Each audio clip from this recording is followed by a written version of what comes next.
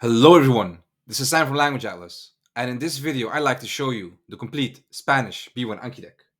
I refer to it as complete because it contains both the Spanish B1 Grammar Anki Deck and the Spanish B1 Vocabulary Anki Deck. So it is the complete package. It has everything you need to know to learn Spanish. In this video, we will go over three things. First, I'd like to show you the course structure of the complete Spanish B1 Anki Deck. Second, I'd like to show the course content, and I'll do so by showing you three Anki decks within the overall complete Spanish B1 Anki deck.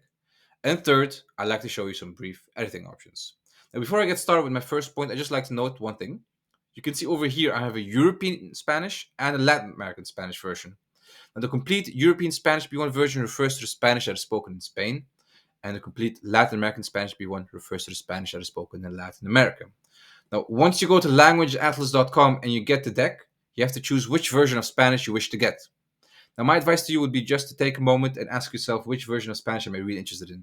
Is the Spanish that is being spoken in Spain or the Spanish that is being spoken in Latin America? Your choice matters. Which one you choose, and again, in the end, is up to you, but the choice does matter. All right, having said that, I'd like to begin with my first point, which is to show you the course structure of the complete European Spanish B1 Anki Deck. Now, normally you double click on Anki Deck to open it. However, I've already done so. Now, I would like to note that in terms of course structure, the complete European Spanish one and the complete Latin American Spanish one are exactly the same. It is the course content, so the sentences, the words, the audio, the IP notations, etc. That is what different. And complete refers to the fact that it contains both grammar and vocabulary.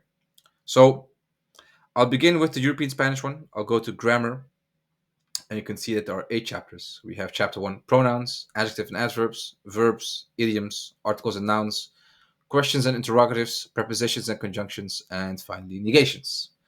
And if I click on chapter 1, pronouns, you can see that we have some decks inside it. For example, how to position Spanish pronouns with conjugated verbs, how to use reciprocal verbs in Spanish, all the way to quién versus quién. We have chapter 2, adjectives and adverbs. So how to say one of, any of, some of, how to say certain, how to say together, using past participles as adjectives in Spanish. We have chapter 3, verbs, where we look at 3 tenses and a tense mood, and we have a close example at verbs in time. So, for example, we have the past perfect tense, which is the first tense, where we look at when do you use the past perfect tense, and some examples when we look at all regular verbs and all irregular verbs, or some irregular verbs, I should say. When we have the tense mood, which is a subjunctive. So, when do you use the subjunctive? What is it actually? How you conjugate regular verbs in subjunctive. When we look at some irregular verbs in the subjunctive, we have the second tense, which is the future tense, where we look at the future tense, or when do you use the future tense. And we look at verbs, we look at some irregular verbs, and we look at some regular verbs.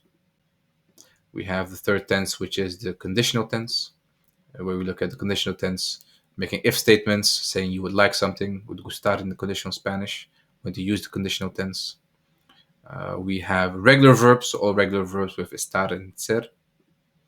We have irregular verbs, so irregular verbs in the conditional tense.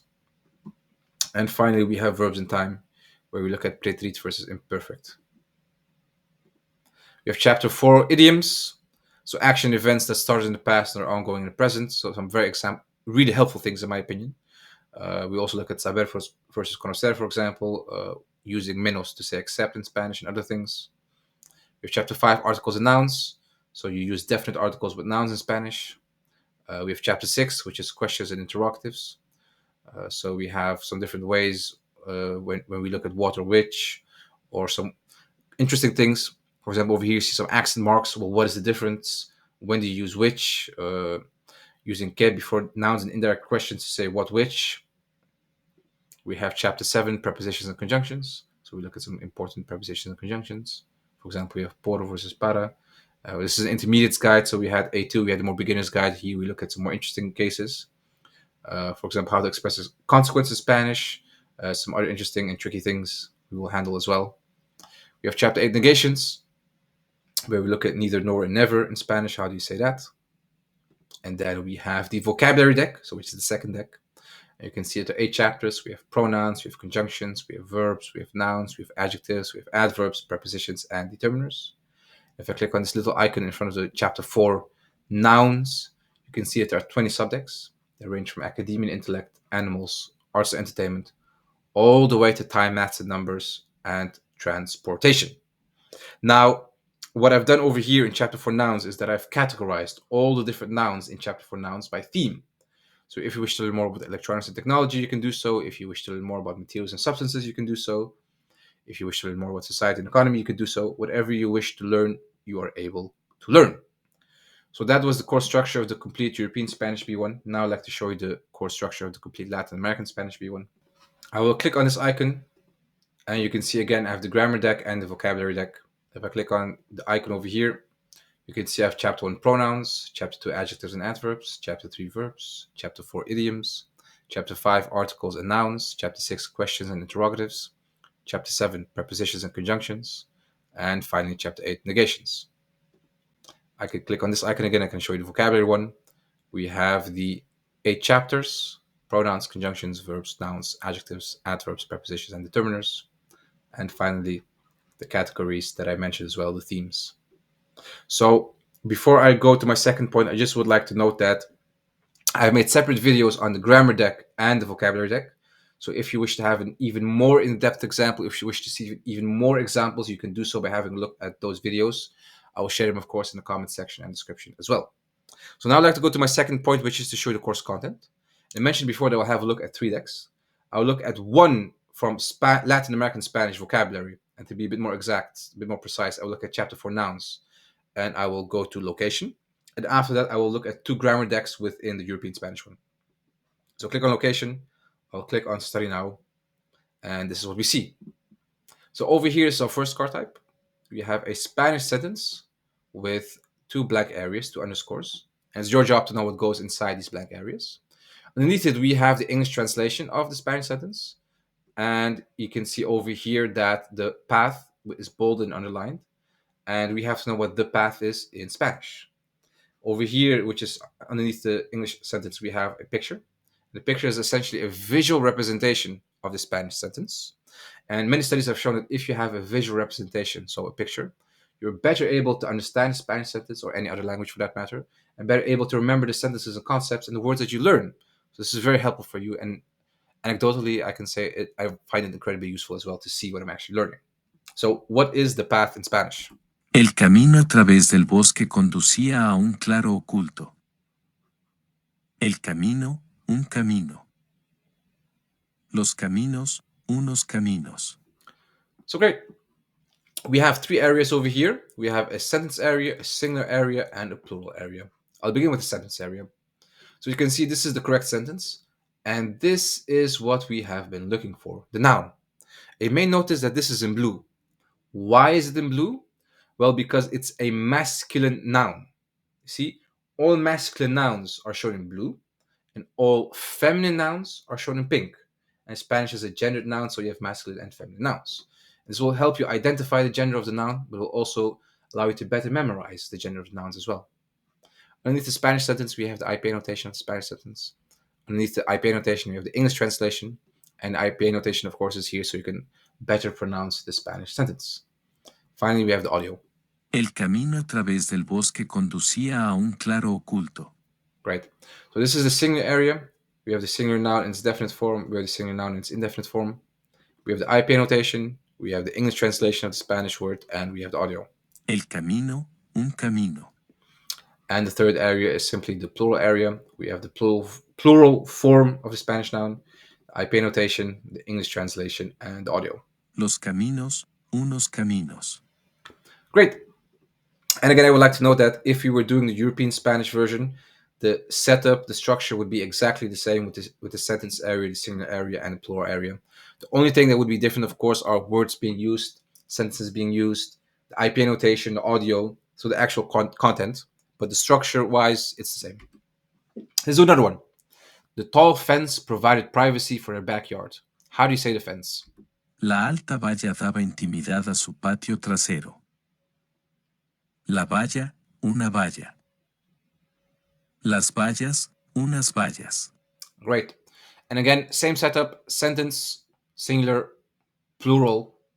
And you can see that a little thing is different over here. So the setup is exactly the same, but we are dealing with something in pink. We are dealing with a feminine noun. And again, I explained earlier, Spanish is a gendered language, so the masculine nouns are in pink, and the feminine nouns, pardon me, the masculine nouns are in blue, and the feminine nouns are in pink. So masculine blue, feminine pink. And you can see right over here that it is in pink, hence it is feminine. The stadium was filled with cheering fans during the game. The stadium. El estadio se llenó de hinchas durante el partido. El estadio, un estadio. Los estadios, unos estadios. And again, same setup, sentence, singular, plural, and we see something blue, so it is masculine, and if it were to be in pink, it would be feminine. He was offered entry into the organization based on a recommendation from a friend. Entry.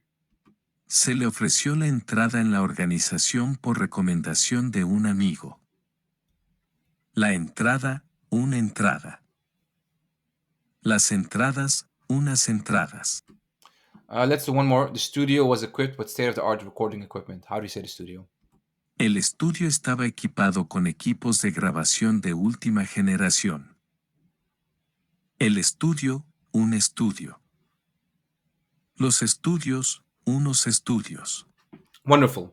So this was the first card type. In the first card type, you see a blank area, and it's your job to know what goes inside the blank area. Now I'd like to go to the second card type, and the second card type is a typing exercise. And we've arrived at a sentence that we've already seen before. So the path through the forest led to a hidden clearing. This we have seen before. This we have also seen before. We see two blanks, but now we have to type in the correct answer. So the second card type really tests whether you can spell the word correctly. Let's have a look. El camino a través del bosque conducía a un claro oculto. El camino, un camino. Los caminos, unos caminos. Wonderful. And you can tell that because the answer is in green, I answered the question correctly. So Anki shows whether you have the answer correct or not. But what if I do not know the answer? I am totally desperate and I am just typing in something just to see what happens. Let's see what happens if we do this. La alta valla daba intimidad a su patio trasero. La valla, una valla. Las vallas, unas vallas. Wonderful.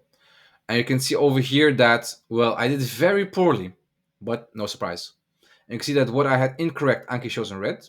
What correct, Anki shows in green. And the things that were missing, Anki shows in gray. So I just had a few things correct. And over here, we see the correct answer. And again, what was missing, Anki shows in gray. What I had correct, Anki shows in green. So Anki actually shows you what you did correctly, what you did incorrectly, and what you were missing. So the second card type is really interesting and really helpful if you wish to learn the Spanish language well and if you wish to learn to spell correctly. Now I could continue like this, but I think you get the picture. More typing. Now I'd like to do the two examples from the European Spanish deck. So I'm going to click on this icon over here. I will go to European Spanish B1 Grammar. And I'd like to go to the second deck, which is a verb deck. I will go to tense 3, which is the conditional tense. Regular verbs. I will click on all regular verbs. So we will handle conditional tense, all regular verbs. So this is the second deck that we will do, which is a grammar deck. So what do we see? Nothing that special, I would say, because we've seen this before. This we have seen before. This we have seen before. This part may be a little bit special. So we see over here that there's a verb that we need to conjugate, and we see over here the tense in which we need to conjugate it in, so the conditional tense. So how do you conjugate this verb in the conditional tense? Let's have a look. Yo colgaría este cuadro en la pared de la izquierda. Now, what do we face? What do we see? We have the Spanish sentence, we have the English sentence, and we have the audio. Yo colgaría este cuadro en la pared de la izquierda. So far, not that many big changes, although you may have noticed one change already, which is that the audio is different and the Spanish pronunciation is different. Yo colgaría este cuadro en la pared de la izquierda. That is because now we're dealing with European Spanish and not Latin American Spanish anymore. So that has already changed. And again, because we're dealing with European Spanish, things are a bit different. Over here, we see something new as well.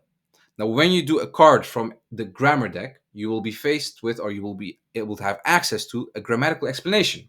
So why is something the way it is? I need more advice, I need more help. Well, the grammatical explanation area helps you with that. So over here we see a conjugation table. So we see the different subject pronouns and their endings for the conditional tense. We see the regular verbs conjugation method. So there's a two-step method that will make conjugating regular Spanish verbs very easy for you. So in order to conjugate regular verbs in the conditional tense, one must take the infinitive, add the new ending. So we have the hablar, and then we add the new ending, which is in the yo. So if we have over here the infinitive and the yo, we add the ia ending over here. Does that work out? Yes, it does. So we had the infinitive, we added the ia ending, and it works. Let's do another one. Would you make a cake for dessert? And the U is in two form. ¿Cocinarías una tarta para el postre? And there you have it again. IAS ending, because in two form. And we see it right over here as well. And again, we have the explanation area. If they had a lot of money, my parents would buy a house by the sea. Si tuvieran mucho dinero, mis padres comprarían una casa a orillas del mar. And we have the IAN ending, they matches. Would you spend the winter in Barcelona? And mind you, now we're dealing with the vosotros example, and this is true for European Spanish, but if you do Latin American Spanish, you will not be faced with vosotros examples. ¿Pasaríais el invierno en Barcelona? Great. We will learn better if teachers had more time. Aprenderíamos mejor si los profesores tuvieran más tiempo. We form IAMOS ending, and we see that over here. One more. Clara would rest better if she bought a new mattress. Clara descansaría mejor si se comprara un colchón nuevo.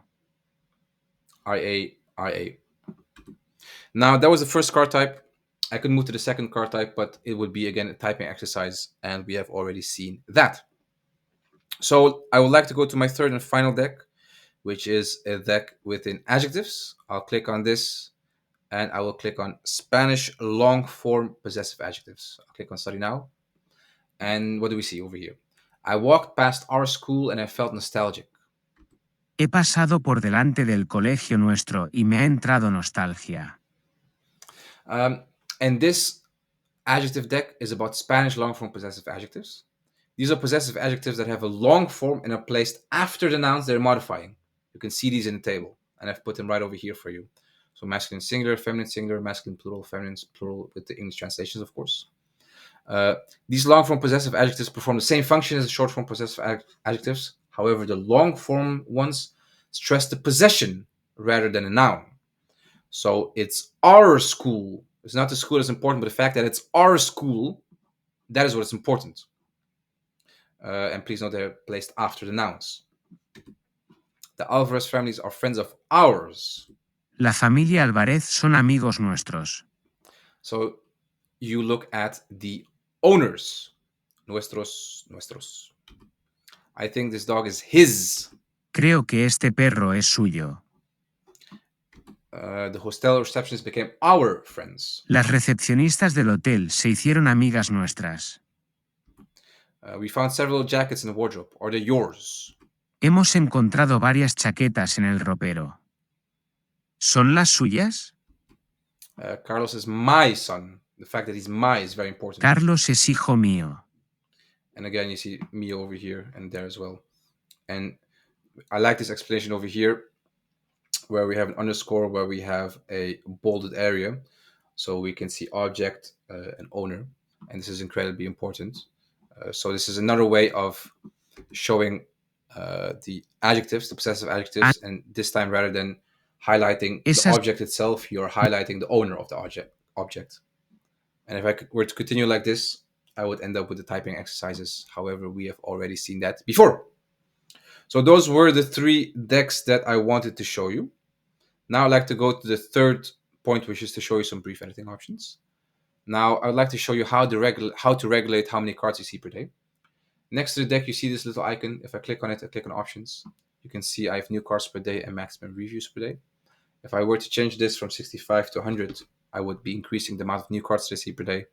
If I were to increase the reviews per day, so review is something that you've done again, a review, I would be increasing the amount of reviews that I do per day. I can decrease this as well from 100 to, let's say, 20.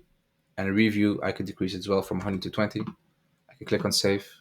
And by doing this, I've decreased the total number of cards that I will do every day. Now, my recommendation to you would be to stick to a low number in the beginning, and later, if you want, you can increase it as well. This is because language learning is all about creating a habit and sticking to it. And this is easier to do so if you have a lower amount in the beginning, and then you can up the ante by doing more cards. So those were the points that I wanted to show you. I'd like to thank you very much for watching the video. I hope you enjoyed my explanation of the complete European and the complete Latin American Spanish B1. Once again, I'd like to note that you have to choose which version of Spanish you would do. Take a moment to see what's more interesting or more relevant in your case. I've made separate videos on the grammar one and on the vocabulary one, so you can look at that. And it's a complete European Spanish and a complete Latin American because you have both of these decks, the grammar and vocabulary, inside it. You can get the deck from languageatlas.com, and again, you have to note, I'd like to note you have to choose which version of Spanish you're interested in. I will share all the links, all the necessary videos, everything in the description and comment section. So you can have a look over there if you want to get the deck or if you need more information. You can get the deck from languageatlas.com. I wish you the best of luck when it comes to learning the Spanish language. Thank you again for watching, and I wish you a very good day. Goodbye.